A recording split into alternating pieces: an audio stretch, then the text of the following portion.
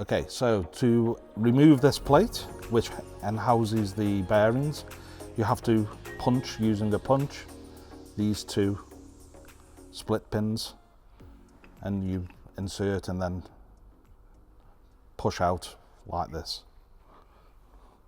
Then this allows you to remove the plate, and it exposes the inner race and the area where the bearings locate on this plate. Common is that there is wear on this plate, which is why this also is part of the service kit.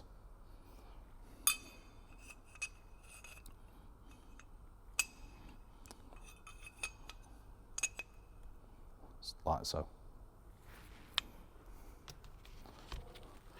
The outer plate housing also has where the bearings sit, and again you can see these countersinked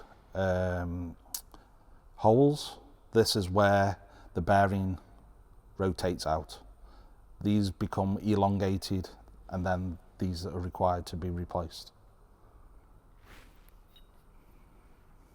So as you can see, these are the springs, compression springs that put the pressure on the bearings.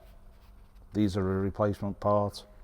The PTFE seals here, the pushers with the springs, the inner bearings, which is this with the race, and also the ball bearings.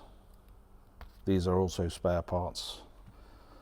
The main housing plate, the clutch plate, with again where the area where they wear, the bearing retaining plate, and also the inner hub.